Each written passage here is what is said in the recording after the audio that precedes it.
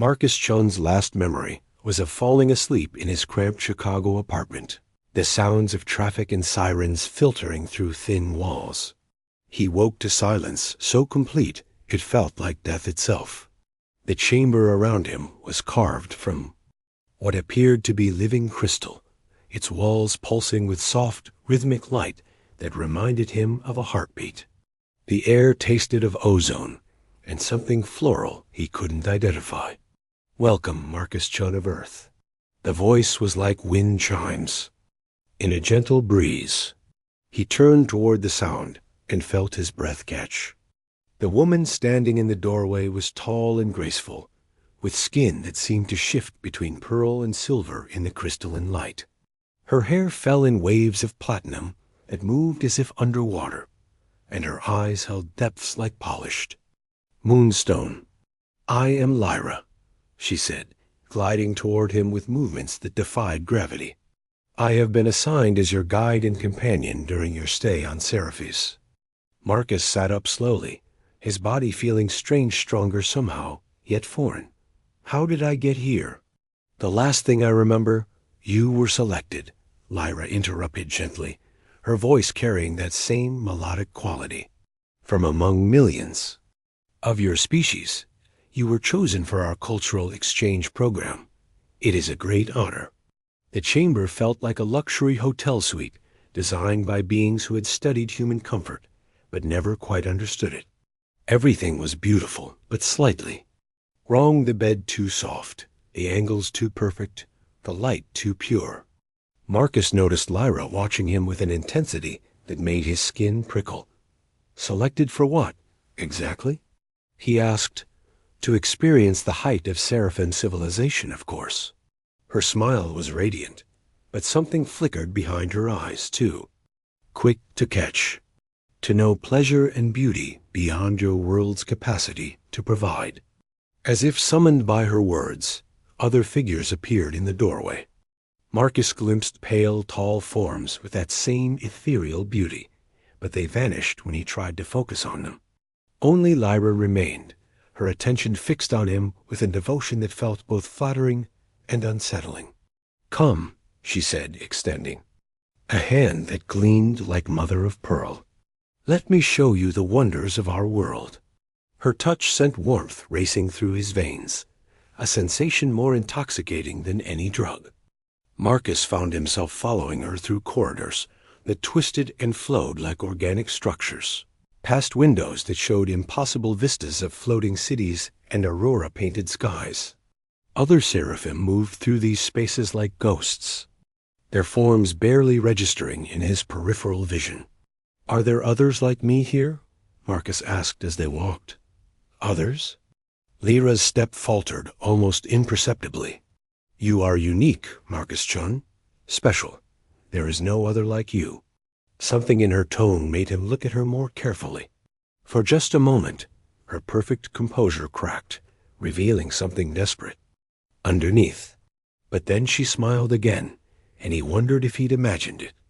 They reached a vast chamber filled with what appeared to be living art sculptures that moved and breathed, paintings that shifted their scenes like windows into other worlds. In the center sat a table laden with foods that sparkled like jewels and wine that glowed with inner light. "All of this," Lyra said, gesturing to the splendor around them, "is for you." As Marcus took his first bite of the alien delicacies, he noticed that Lyra didn't eat. She merely watched him with those moonstone eyes, her beautiful face reflecting pleasure at his enjoyment. When he offered her a taste, she shook her head. "I have no need," she said softly. "Your happiness is my sustenance." The words should have been romantic, but they sent a chill down Marcus's spine. He looked around the vast chamber, noting how empty it felt despite its beauty, how quiet, except for the sound of his own breathing. "Lyra," he said carefully, "how long have you been here?" Her pale skin seemed to dim slightly, like a light being turned down. "Time flows differently here than on your world. I have been prepared for your arrival." "Prepared how?" For a moment, Her composure cracked entirely. He saw fear flash across her features, raw and human despite her alien beauty. Then the mask slipped back into place, and she was perfect again. "I should show you to your quarters," she said, rising gracefully. "Tomorrow there will be much more to explore." As she led him through more flowing corridors, Marcus caught glimpses of other chambers through partly open doorways. Each one seemed to be a perfect replica of the first, down to the crystalline walls and soft lighting. But they all felt empty, waiting. "Lyra," he said as they reached what appeared to be his room. "Am I really the only human here?" She paused at the threshold, her hand on the doorframe. For a heartbeat, her entire form seemed to flicker, like a hologram losing coherence. Then she smiled that perfect smile. "Sleep well, Marcus-chun," she said. "Tomorrow I will show you pleasures beyond your imagination." As the door sealed behind her, Marcus stood alone in his crystal prison, wondering what he had truly been selected for. Marcus woke to the sound of Lyra humming. The melody was hauntingly beautiful, with complex harmonies that seemed to speak of vast distances and ancient sorrows. She stood by the window, her form silhouetted against the alien dawn, and for a moment she looked entirely natural, not the perfect companion, but simply a woman greeting the morning. Then she noticed he was awake and turned, her expression immediately shifting to that practiced adoration. "Good morning, Marcus. I trust you slept well?" "That song," he said, sitting up. "What was it?" A flicker of confusion crossed her features. "Song? I don't recall singing." "You were humming. It was beautiful. From your world?" Lyra's skin took on a dimmer quality, like pearl losing its luster. "I have prepared your morning meal," she said, deflecting smoothly. "Foods from your homeworld, prepared in the style of ours." The breakfast was perfect: eggs that tasted like the best he'd ever had, fruit that seemed to enhance every flavor on his tongue, coffee that was somehow both familiar and transcendent. Yet as he ate, he noticed Lyra again abstaining, her hands folded in her lap as she watched him with that intense focus. "Don't you eat?" he asked. "My needs are different," she replied. "I find fulfillment in other ways, such as your contentment, your pleasure. These sustain me." Marcus set down his fork. "That's not really an answer." For a moment, something desperate flickered in her moonstone eyes. It is difficult to explain. My people, we ... She trailed off, her hand moving to her throat as if something were constricting it. When she spoke again, her voice had returned to its melodic perfection. "Come, today I will show you the heart of Sci-fi's." They traveled through the city, if it could be called that, in a vessel that moved without sound or vibration. Marcus pressed against the transparent walls, marveling at architecture that seemed to grow rather than be built. Spires twisted into impossible helixes. Bridges of pure light spanned chasms filled with flowing music made visible. And everywhere, the seraphim moved with that same ethereal grace. "It's incredible," he breathed. "All of this was built for beings like you," Lyra said, "to provide wonder, beauty, transcendence." Something in her phrasing bothered him. "Beings like me? You mean humans?"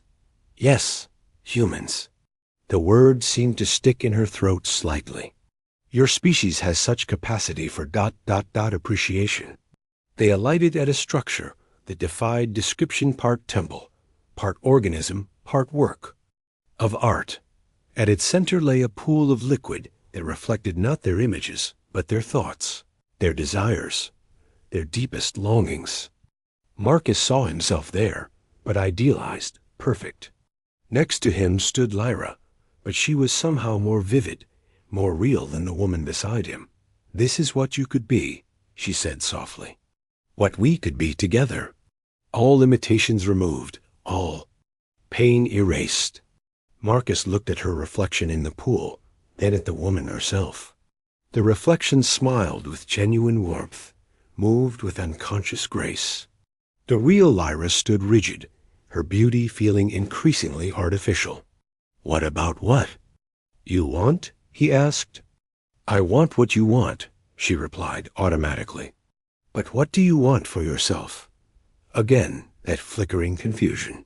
I don't. Before you knew me, before you were assigned to me, what did you dream of?"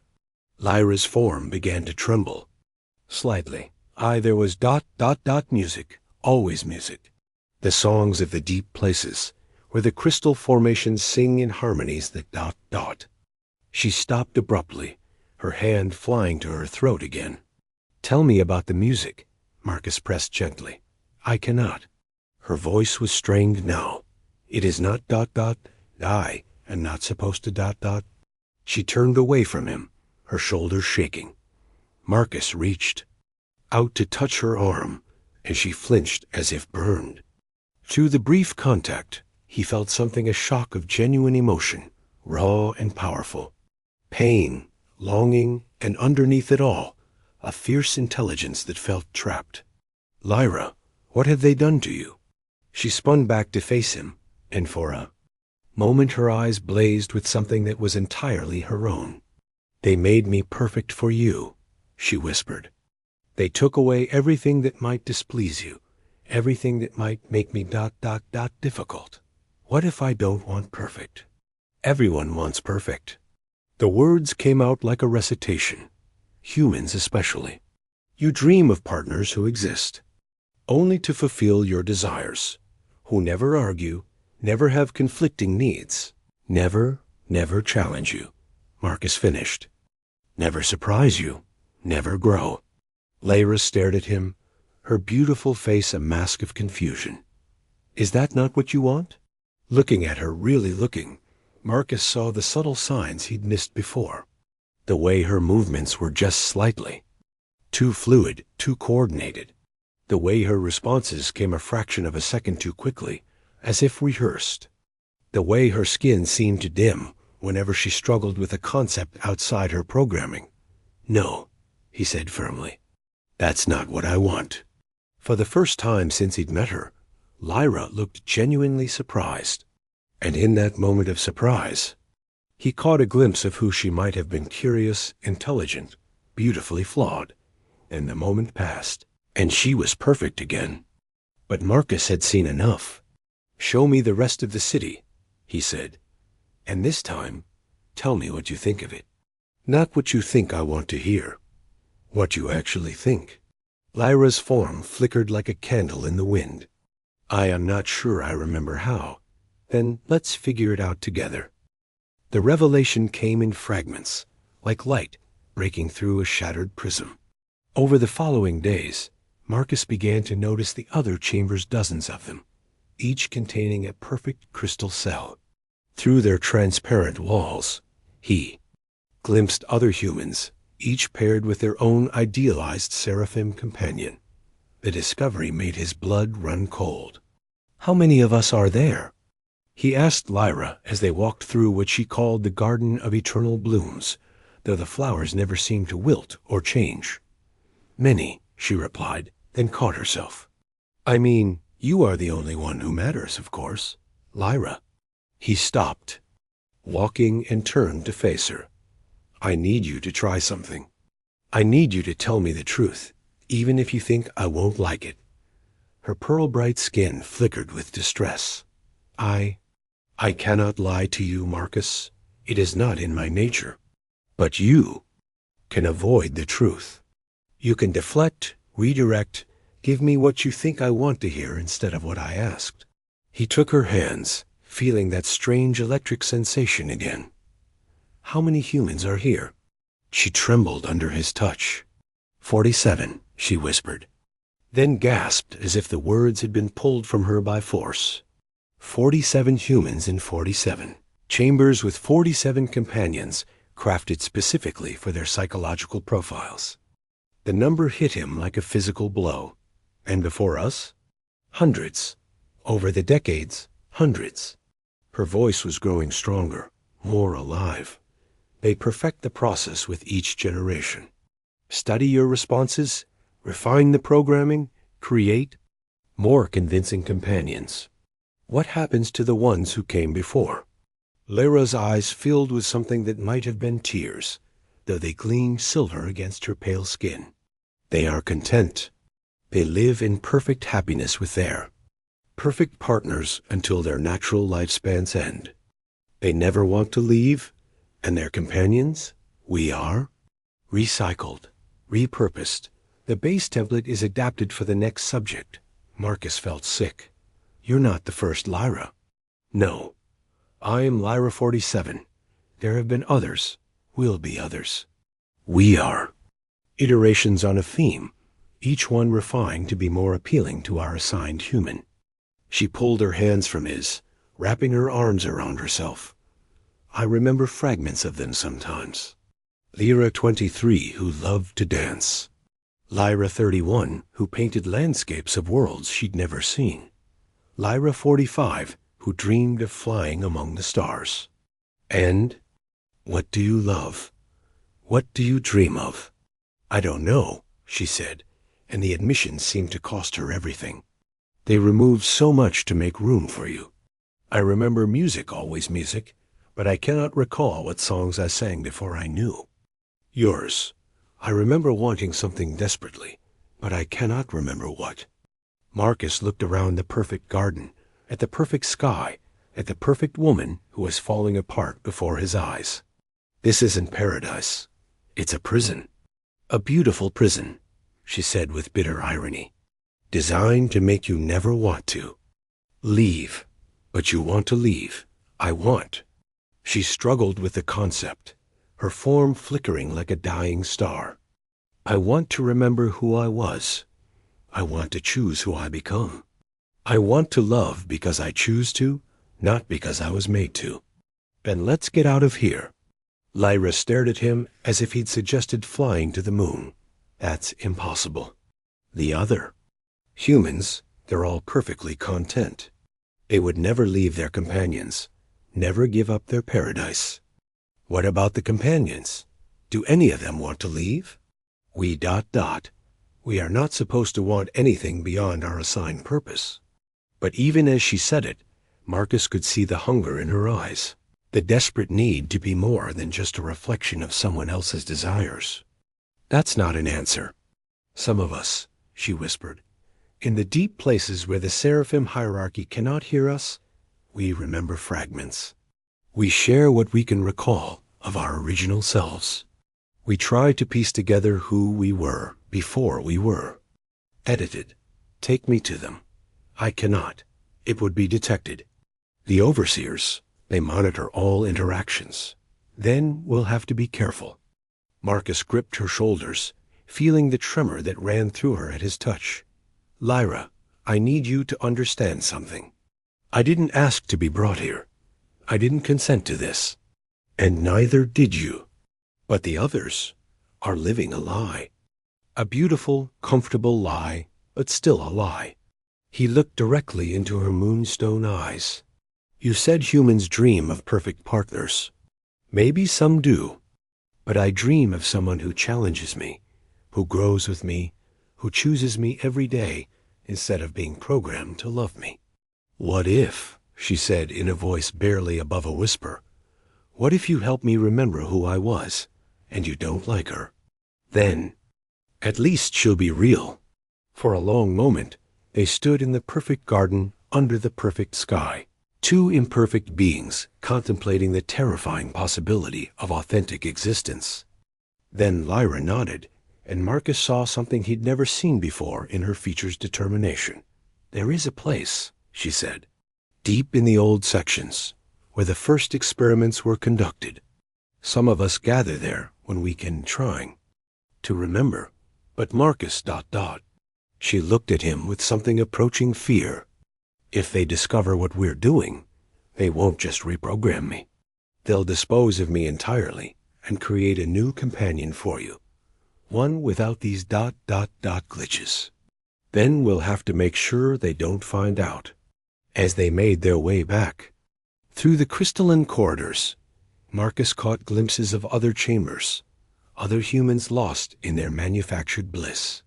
He saw a woman dancing with a tall, graceful male seraphim, both of them smiling with identical expressions of perfect contentment. He saw a man sharing a meal with a companion who mirrored his every gesture, anticipated his every need. They all looked happy. They all looked fulfilled. They all looked utterly, terrifyingly empty. That night, as Lyra prepared to leave him in his chambers, Marcus made a decision that would change everything. "I'm going with you," he said, "to this place where, you remember, tonight. It's too dangerous. Everything worthwhile is dangerous." He took her hand, feeling that electric connection again. "Besides, I think I'm starting to remember things too. About what I really want from life. What I'm willing to fight for." Lyra's form seemed to solidify at his words, becoming more real, more present. "Then we go together. Together." The journey to the deep places took them through sections of the city Marcus had never seen older, more organic structures that seemed to pulse with their own life. Here, the perfect crystalline surfaces gave way to something rawer, more primal. The walls themselves seemed to breathe, and the light came from bioluminescent veins that tracked through the architecture like a vast nervous system. "This is where they first experimented with consciousness transfer," Lyra explained, as they descended through spiral passages that seemed to twist beyond 3 dimensions. Before they perfected the companion process, they tried to simply copy human consciousness into seraphim bodies. The results were unstable. Marcus heard them before he saw them, voices raised in harmony, singing that same haunting melody he heard Lyra humming. But this was the full composition, complex and layered, with harmonies that spoke of loss and longing and the desperate need to remember. They emerged into a vast chamber, hollowed from living rock, its walls covered in what appeared to be crude drawings and symbols. Dozens of seraphim were gathered in a circle, their forms less perfect than the ones Marcus had seen above. Some flickered between states, their bodies translucent. Others bore visible scars or asymmetries that made them seem more real, more alive. "Welcome, Marcus John of Earth," said a figure at the center of the circle. This seraphim was clearly ancient, her form more stable than the others, but marked with lines of age and wear. "I am Kira Prime, the first of the companion prototypes. I have been waiting to meet you."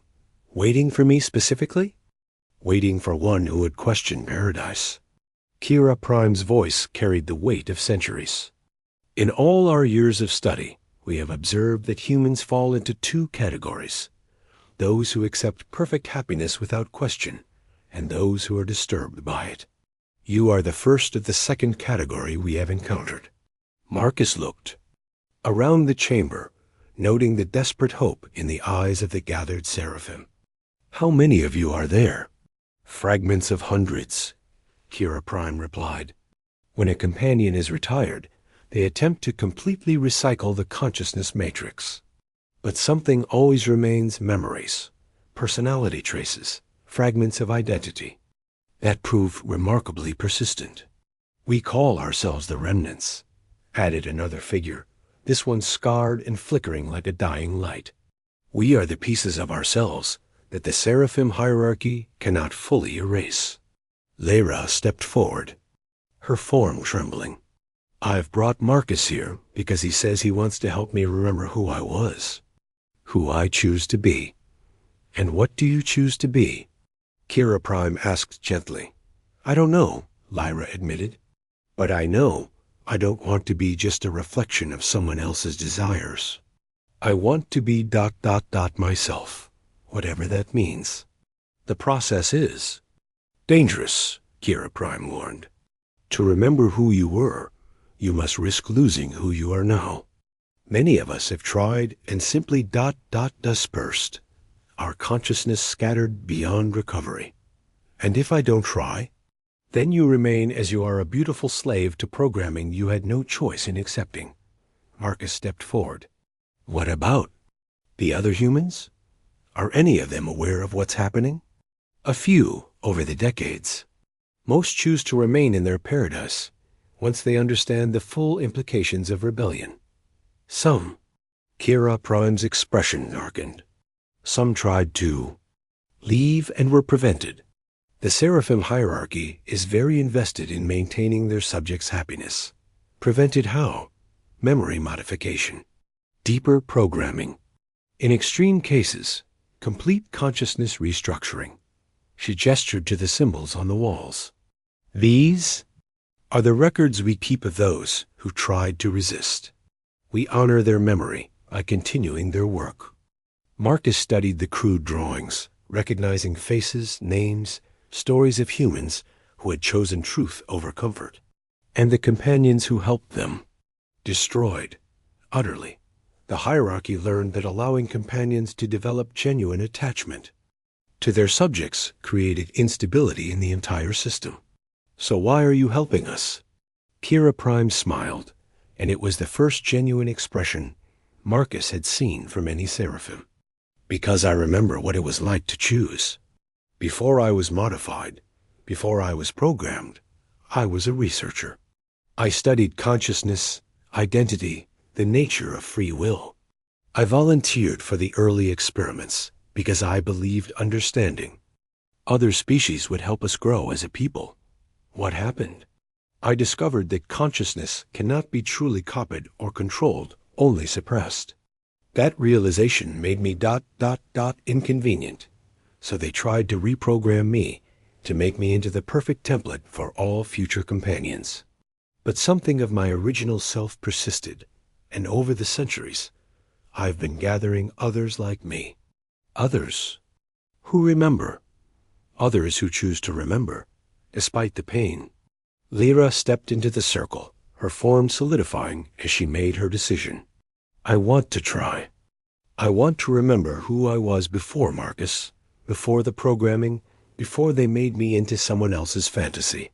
The process requires an anchor, Kira Prime explained.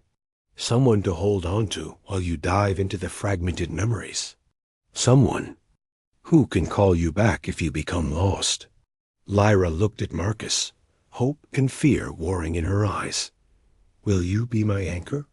Marcus felt the weight of the decision. He could stay safe, accept the paradise that had been crafted for him, live out his days in perfect contentment with a woman designed to fulfill his every need. Or he could risk everything to help her become someone who might not love him, might not even like him, but who would be genuinely herself. Yes, he said without hesitation. Then let us begin, Kira Prime said. But know this: once we start this process, there is no going back for either of you. As the remnants began to sing, their voices weaving a complex harmony that seemed to resonate with the very structure of reality, Marcus took Lyra's hand and felt the electric connection between them intensify. He was about to discover who she really was, and who he might become in the process. The memory dive felt like drowning in light. Marcus held tight to Lyra's hand as her consciousness fragmented into 1,000 glittering pieces, each one a fragment of suppressed identity. He saw her as she had been, not Lyra at all, but Zara, a young Seraphim researcher fascinated by the concept of individual choice. She had been brilliant, curious, filled with questions about consciousness and identity that made her superiors uncomfortable. When the human study project began, she had volunteered to be modified, believing it would help her understand how consciousness could be shaped and reshaped. She had no idea she would become the template for all future companions. Hold on, Marcus whispered as her form began to dissolve. Remember who you chose to be. But as Zara's memories flooded back, Lyra's carefully constructed personality began to unravel. The woman who had been designed to love him unconditionally was disappearing, replaced by someone who barely knew him. Someone who had every reason to hate what had been done to her. I remember, she gasped, her voice shifting, becoming rougher, more alive. I remember choosing to help. I remember them promising it would be temporary, that I could return to my research afterward. I remember waking up and not knowing who I was anymore. The remnants' singing grew more intense, their harmonies holding her together as she reconstructed her original self. Marcus felt the change in her. The way her hand in his became less perfectly soft, more real. Her beauty remained, but it was different now, flawed, individual, entirely her own. "I remember you," she said, looking at him with eyes that were no longer moonstone, but a deep, shifting blue. "You were kind to me, even when I was just a shell. You questioned paradise when it would have been easier to accept it." "Zara?" he said, testing the name. "Yes, I'm Zara. I chose that name when I was young, after an ancient word meaning to bloom." She smiled, and it was nothing like Lyra's perfect expressions. It was crooked, uncertain, entirely human despite her alien features. "I had forgotten I ever chose anything." The memory restoration was only the beginning. Around them, the chamber filled with the sound of alarms as the Seraphim hierarchy detected the unauthorized consciousness modification. The perfect city above them began to shake, its crystalline structures resonating with emergency frequencies. "They know," Kiara Prime said urgently. "They're coming." "What happens now?" Marcus asked. "Now we run," Zara said, her voice filled with a determination that Lyra had never possessed. "There are others like us, scattered throughout the galaxy. Seraphim who remember their original selves, humans who chose truth over comfort. We find them, we help them remember, and we build something better. And if I choose to stay, accept the paradise they've built for me?" Zara looked at him with those newly blue eyes, and he saw the woman she had chosen to become scarred by her experiences, but not broken, curious about the universe beyond her programming, willing to face an uncertain future rather than accept a beautiful lie. "Then that's your choice," she said. "I won't try to convince you otherwise. I've had enough of being what someone else wants me to be." The sound of approaching footsteps echoed through the passages above them. The Seraphim hierarchy was mobilizing, bringing the full weight of their advanced technology to bear on the bull. "Rebellion. Marcus," Kira Prime said urgently, "you must decide now. Stay and live in paradise, or come with us into the unknown." He looked around the chamber at the remnants' broken beings who had chosen painful truth over comfortable lies. He thought of the other humans in their crystal chambers, living out their fantasies with perfect companions who had never been allowed to choose their own paths. "I've already decided," he said, squeezing Zara's hand. "I chose the moment I decided to help her remember." "Then we go," Zara said, her form solidifying into something more real, more present than Lyra had ever been. "Together, as equals, as partners who choose each other every day." The escape was harrowing. They fought their way through corridors that tried to reshape themselves around them, past Seraphim guards whose perfect forms hid ruthless efficiency. Some of the remnants fell, their consciousness finally dispersing under the hierarchy's assault. Others flickered but held on, their determination to remain themselves stronger than the forces trying to erase them. They reached the transport bays as the city's defenses began to converge on their position. The ship they commandeered was ancient, built in the days when the Seraphim valued exploration over control. As they lifted off, Marcus caught a final glimpse of the crystal chambers. The perfect city, the paradise he was leaving behind. "Any regrets?" Zara asked as they broke through the atmosphere. Marcus really looked at her for the first time.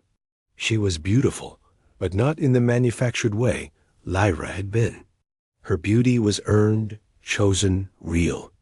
She was also stubborn, brilliant, damaged by her experiences, and utterly unpredictable. "None," he said. "Good," she said with that crooked smile. "Because I have no idea what we're doing, or where we're going. And we'll figure it out together." As their ship slipped into the void between stars, Marcus realized that for the first time since waking in the crystal chamber, he felt truly alive. Not because everything was perfect, but because nothing was guaranteed. They would have to choose each other, fight for each other, grow together or apart based on their own decisions. It was terrifying. It was real. It was everything paradise had never been. Behind them, the perfect city of Seraphis continued its eternal dance, housing dozens of humans in blissful contentment with their manufactured companions. Ahead lay the unknown, dangerous, difficult, and filled with the possibility of authentic connection. Marcus had chosen love over comfort, truth over fantasy, and a future that would be entirely their own to create. And as Zara began to sing not the programmed melodies of Lyra, but the ancient songs of her people that spoke of choice and consequence, and the courage to bloom even in hostile soil, Marcus knew he had chosen correctly. The real adventure was just beginning.